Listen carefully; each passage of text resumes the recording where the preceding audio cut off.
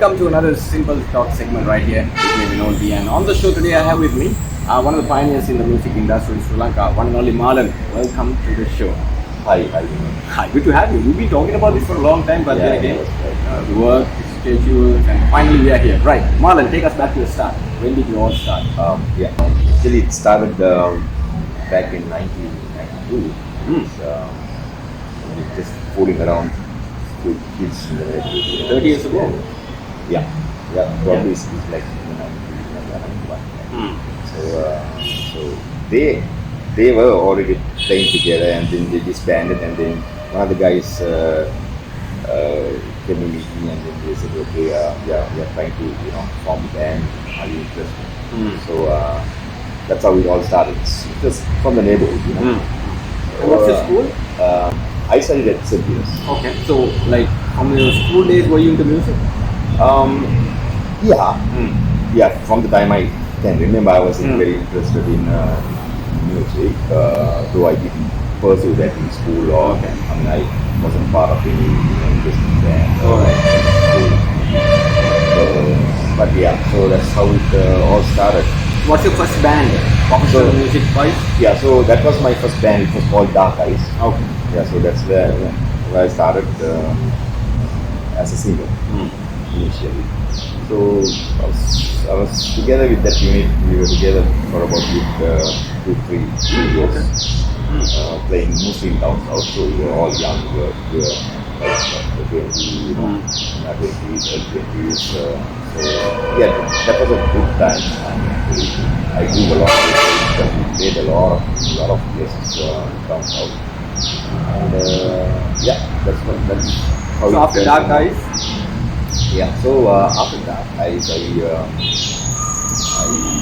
took a break, and then I joined Santima is a band collection. Okay. Right after that.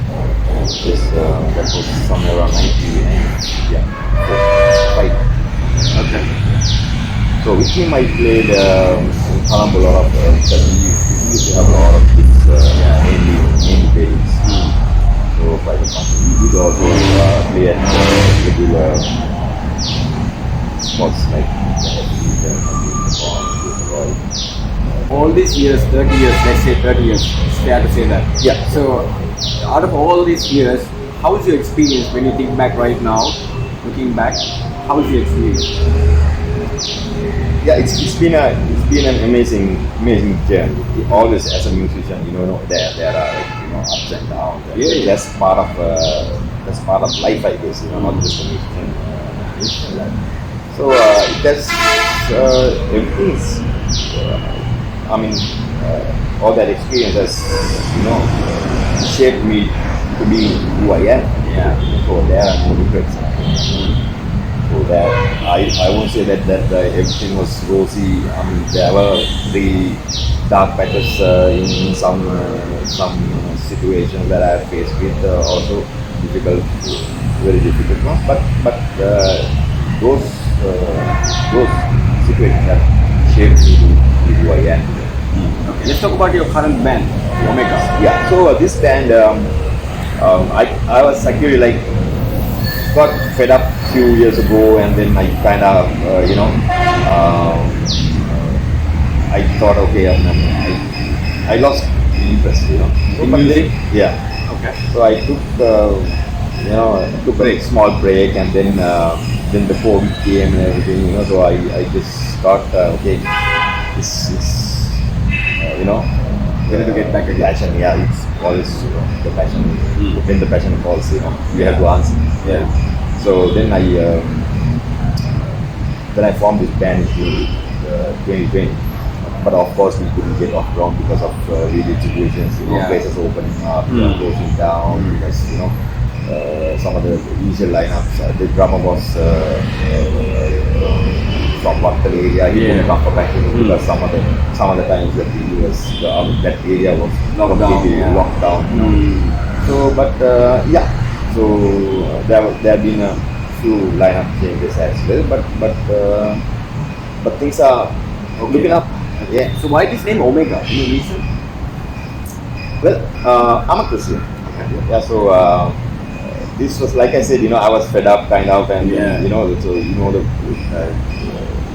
the meaning of alpha and omega. So I thought, okay, this will be my last band, and I will try to make it somehow with this with this band. I will stick, because like I said, I've been trying to do a band, and then sometimes it didn't work out, and then I've been doing my solo career. So it was also good, because I really enjoyed the freedom. We can make decisions, we can travel anytime you want to, because you don't have to think about anyone, because there's no other person depending on you.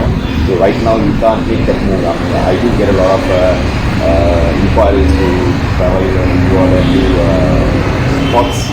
So, but I'm reluctant to take, because of the band. So like I said, so it was a call that I wanted to make. Okay, so I wanted to plant my foot in Sri Lanka, because I had not established myself like we were known in the 90s, right, up to 2000s, and then suddenly there's a new generation out there, who doesn't know you, right? Yeah. So because I've been traveling here and there, and then where are you all this time, right? Exactly. People don't know, so you have to. So he's here now. So let's mention your band members as well. Yeah. So I've got Joe Lepper on bass. He was from early age with I think few bands. No character. And he was with Flame for about almost like 10 years. And then we got Sajid Mendes on drums, Vinod Silva on keyboards, and I've got a new singer, her name is Amaya, who's starting off. She's good. It's a bright future. Okay, so 5-member band. Yeah. How hard it is to maintain these 5 people in a band? Band members, watch out. Well, it's like this. Earlier it was not that difficult. When you're working with the same age group and the same mentality and stuff like that, it's hobby. Of course, you have here and there. When you're younger, you tend to fight more, right? But now it's like this. I've got a blend of both young and old. Certain ideas and stuff. But what I do is though I'm the band leader, and probably I've got the most experience out of the lot as well.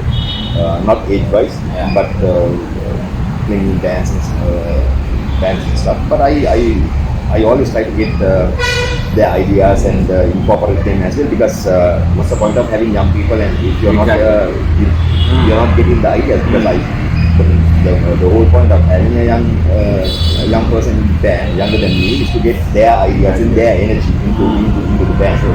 Otherwise, it's pointless. So let's mention was this the original lineup of the band, or was there other band members? No, initially, like I said, I started in 2020. We couldn't get off drum. All right. So the original lineup was Judah on drums, and Ray Gomez on bass, and Nisha on keyboards. We were originally 4-piece. Yeah, just 4 guys. Okay, so let's talk about your current stint at the Hilton. So I've been playing at the lobby almost now 2 years. Okay. So it's a great gig that I really enjoy. Because one thing is, like, when you're doing like outside gigs, you get to play more commercial stuff, and you get to like play all these party songs and stuff like that. Sometimes you don't get the opportunity to enjoy what you actually do. But Hilton is a place to play that you can play a lot of different styles of music, because you get a lot of different kind of people coming, young, old. They appreciate a lot.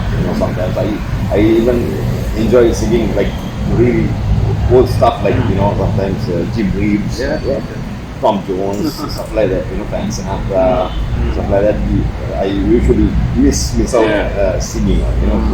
Some standards, So it's a when of course you can really enjoy what you're doing, and you're not restricted music-wise to play in a place like that, because you get good listening crowd there. Right. So speaking of international artists, was there anybody that you looked up to when you were young? You know, you tried to emulate. You know, when you were young, I want to be like this, that. Yeah, of course. When I started music, I had just come up from the States, and then I've been listening to stuff like Bon Jovi and Guns N' Roses, trying to emulate them, practice. When we get together, we fool around with those tunes. Of course, everything changes when you start to make music as a profession. But then you're forced to audience. Cater to the audience what they like, and of course that was rock was my passion. So that's how Is that the reason behind the long hair?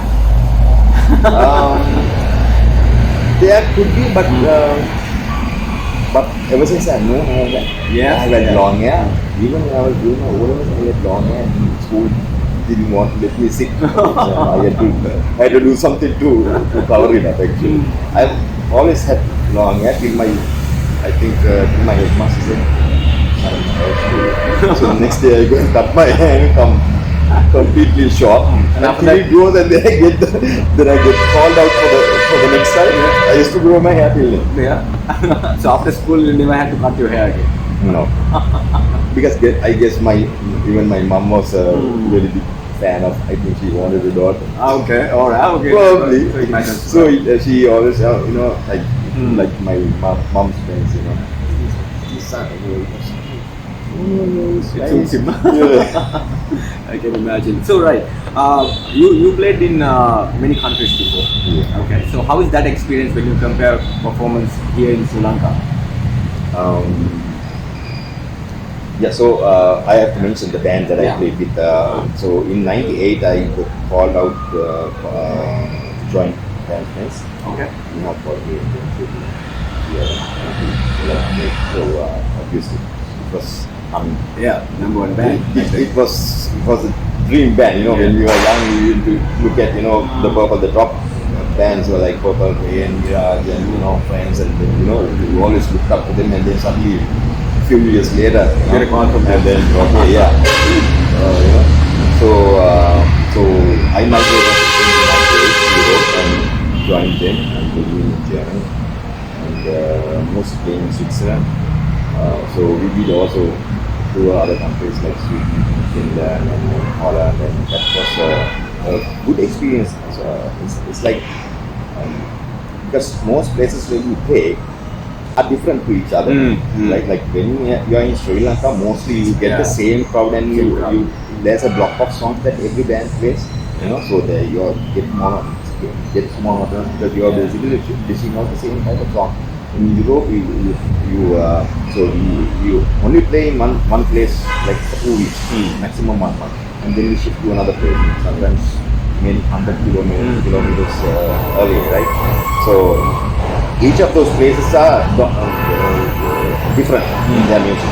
Some are completely like discotheques, and some are like rock heavy, some are Different genres. some are like foxtrot and the traditional stuff, and they are dancing clubs. So you have to play a lot of different type of music, dancing songs, right? And then later on, like in the like after 2010, in the mid 2000s, the Latin scene hit. So then some of those clubs were Latin heavy, so we had to play a lot of different styles like bachata, merengue, those type of songs. The salsa, samba, all those things are given, right? So the bachata was a hit, and then we had to play a lot of different styles. We really enjoyed because there was variety. So what we play. So when we play in this club, what we do is we practice to for the next club. We know what type of music that is required. And then we used to play in a club in Zurich as well, and then there was more like current songs and rock baby. So we used to prepare for that just before we go. So it was very interesting because as a musician you always have to adapt. That gives you that that's the only way you can stay on that level. So if you are just basically playing this emo stuff, so that gave me a platform. There's always room for learning music, and So how long you stayed in Europe with your friends? I played with him for 11 years. Okay. Alright. You want to say hi to some of the band members? I have to mention also, sadly, the band leader Nia passed away due to COVID. Also, my brother Uja. I'm sending love to their families as well if they're watching. And the few guys who played with me are Suset, and Uday, who is with Misty. So those two and the rest of the team, we were the five members. So wasn't ChaKra a part of it? ChaKra was there till 95. Okay. Then when ChaKra left, Ushan joined. Okay. So he was Hi there. to ChaKra as well. Yeah. Actually. Yes, and also a big part of band was Risa. A lot of people are, hey guys, that guy, he was very famous back then. So after that you came down here and started the band. So what was the initial band you started after you came to? It was called Rebirth. Okay. Initially I came as a two-piece unit with my girlfriend. So I came as a duo and then ventured out to a full-fledged band. Okay. So I played in a lot of clubs.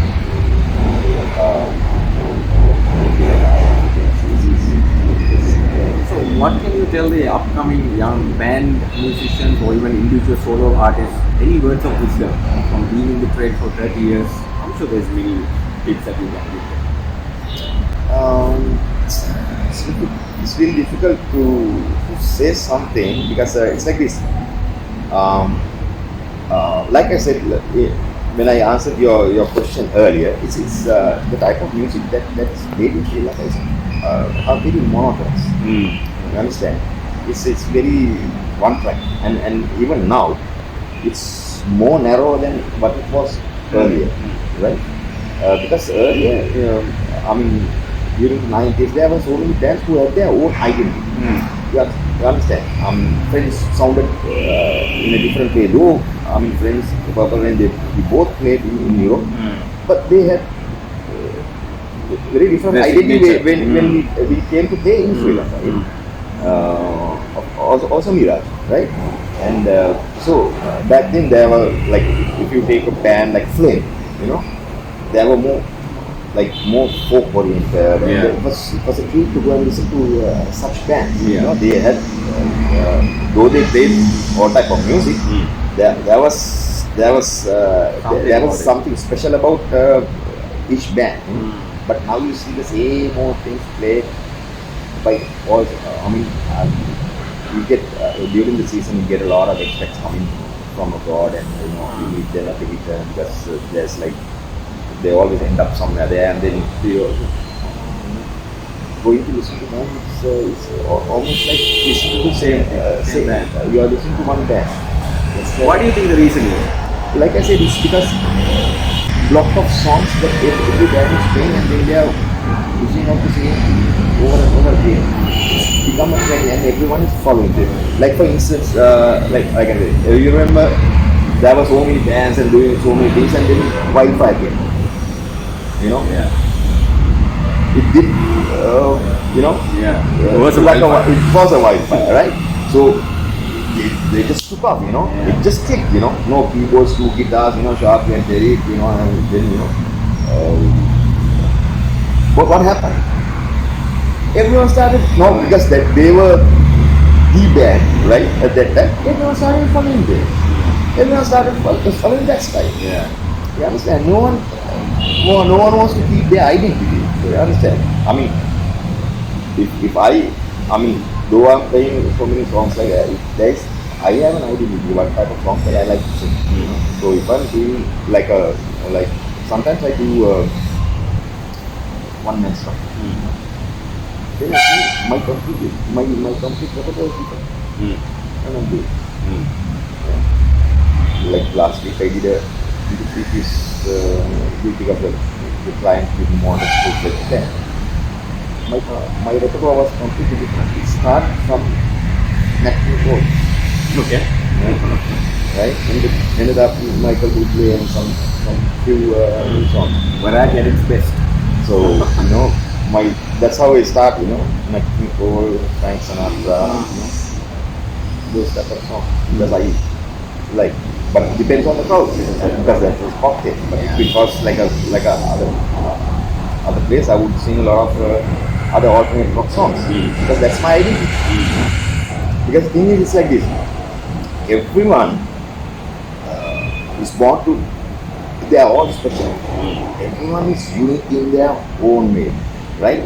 You don't have my voice, I don't have your voice, because there's a special thing, right? But if you are trying to copy someone, you will never be special. You can only be special by being you, right? Very true. So if I'm trying to be someone, because like if I'm making a melody, there are certain things that comes to me naturally. But if I'm trying to copy someone, it will never come to you. You will be just copying someone else. Right? You can't reproduce the same way like others. You are only you are the best. There is no other Minol Dee in the whole world. Right? It's like that. So be yourself is the message, I guess. Yeah, that's it. Because you just stick to your what you are good at.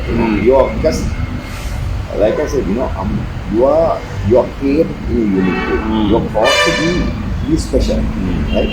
But you can only be special if you do what you are created. Exactly.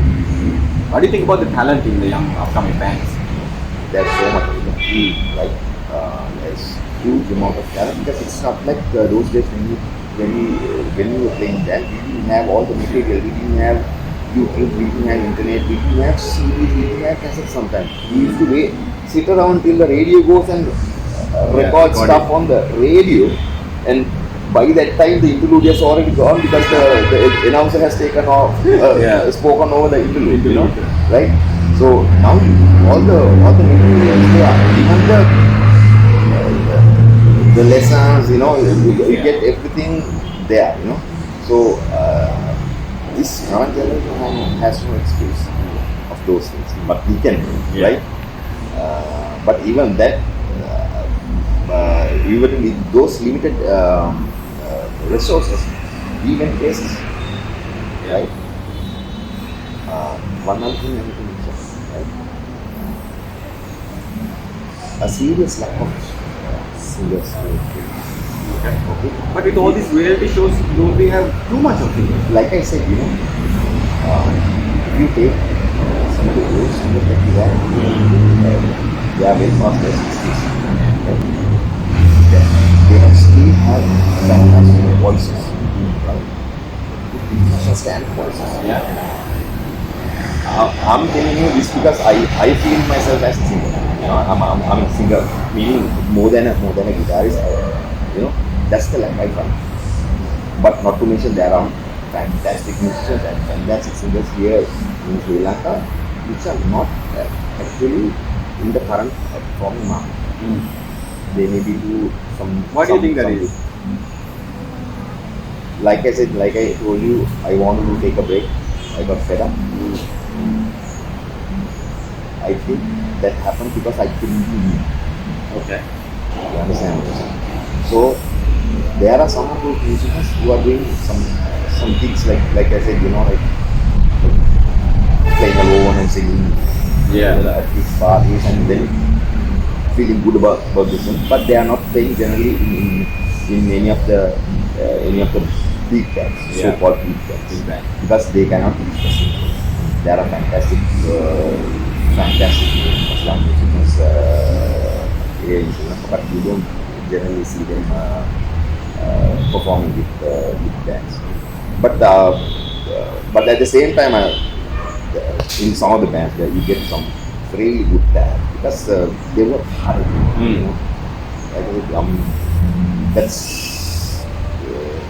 That's the recipe, right? Working. Whatever you do, you have to work hard at it. So obviously that will take you places. I mean, you can talent can get you only so far, but hard work, dedication, hard work. Because the current generation is I must say that they are working towards it. Yeah. Right. So let's talk about your upcoming gigs. Where can the people see you all perform? Okay, so the only regular gig that I do is the Colombo Okay. at the lobby. And that's on. Every Tuesdays and Saturdays. Okay. That's the only regular gig that I do. Apart from that, I play in few pubs and the rest are like So you need to like the Omega page and his fan page as well, so that you can get updated. Let's talk about your NYE party. Where is it going to be happening? Is it confirmed? Yes, I've already signed it back in August. We'll be playing at the Sheriff Postcoda. Okay. Yeah, so I'm looking forward to that. Okay. Right, I'll put the information in the description as well. So if they want to buy tickets, they can contact in person, or they can contact you, or I don't know. We will put a different number here. All right. So then if they can contact and get their tickets as fast as they can. Then of course. Right, Marlon.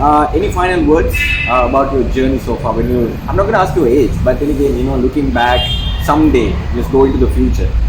Will you be happy with what you've been doing, or is there something that you rather, would like to do other than music? Because you told me a couple of times that, you got fed up during your, 30 years of your musical career. So, looking back in another, let's say, 10 to 20 years, what would you say? It's like this. The saying goes, once a musician, you're always a musician. Okay. Right? So, this is all I've been doing all my life. You enjoyed it thoroughly? Yes, and I've got some of my own material, but I never got to release it. I've been writing since donkey ages. I was writing songs. Was it because you were lazy, or did you want to put it? Well, never got to it actually. I've got some nice singing songs as well. Right. So, but I've never got to it. I mean, I have to. I mean, it's like this. This is just a start for me. Like I said, because I was, with the almost like, I just giving up music. Is it enough and stuff like that, and then I so now I feel like it's just a start. It's your destiny. Yeah. Also, I'm a worshipper. I've been playing in church for the past 10 years. What I've been doing. All right. Though I was not performing commercially at church. All right. For a while, and then now I kind of taken a break because of my music career. So apart from that, I've been also active in that area, doing conducting workshops. All right. Going helping out with their sound and teaching and stuff like that. So that kept me busy, even though I was not musically active. Okay. The last question on the show. What do you think about the music industry in Sri Lanka? We had the Insta bombing, Aragalaya, and before that we had the COVID, of course, and then before that I think the war. Yeah. So all these scenarios put together. What do you think about the music industry right now? Has it got better, worse? So all in all, I think we Sri Lankans are very resilient a lot. We've managed to come this far with all this, like I said, dramas. Dramas and all these things. But music field, the entertainment business has picked up a lot after all these breaks and all these pauses. It's looking good, right?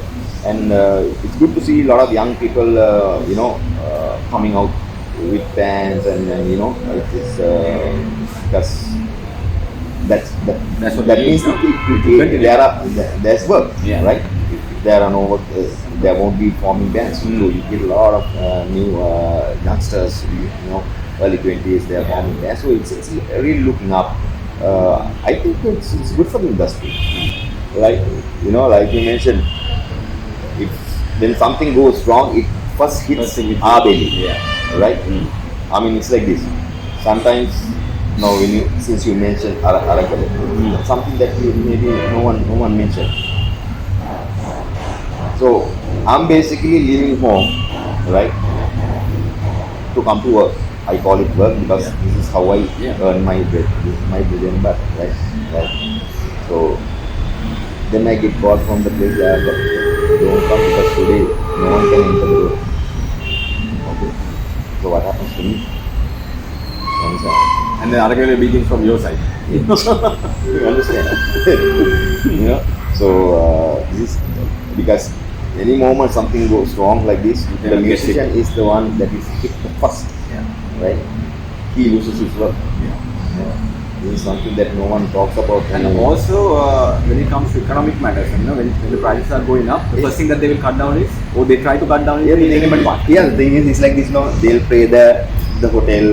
They ask how many millions. Okay, you pay the flower guy.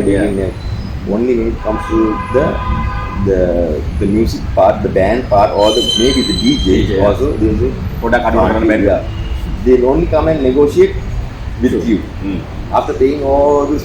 You know, understand? That's the saddest part. You know, I mean, you can't change it here in Sri Lanka. I mean, that will always be the case, no matter what. No, the thing is, it's like this. You know why most of it is like they think being a DJ or a musician and playing in a band is a fun thing. It's a fun thing. Yeah. It is a fun thing. That's why we love doing what we do. But at the same time, this is Your this is bread our and bread and butter, butter. right? This is Yeah. how we feed our children. This is how we maintain our, our life. Yeah. Right. So a lot of people don't understand this aspect of music. Yes, it's the fun thing, but this is our life. Yeah. Why do you think that we tend to forget that fact? No? Yeah, lot of people do. Yeah. I think it's fair to say that almost everybody. Yeah. Like, Okay. sometimes you get called for bar. We have a party. Come and do a few songs. Yeah. But you never talk about the charges. No. Yeah. You're almost under the impression that they're asking you to come and play for free. Yes. I mean, that's what they expect. To be frank. But if you have a say, for example, if you have a friend at the bank, you want to get a loan, you can help you. Yeah. But will you pay out of your pocket? Yeah. If you go to a grocery store, your friend knows, and then you go to buy something, he'll give you stuff for free. Never. You know, you have to pay for it. Right? It's same goes for a musician too. The attitude, no? Yeah. It's not going to change it. Marlon, right. Thank you so much for being on the show. Thank you Catch so up much. again soon. Thank you so much. Right, go well. Yes.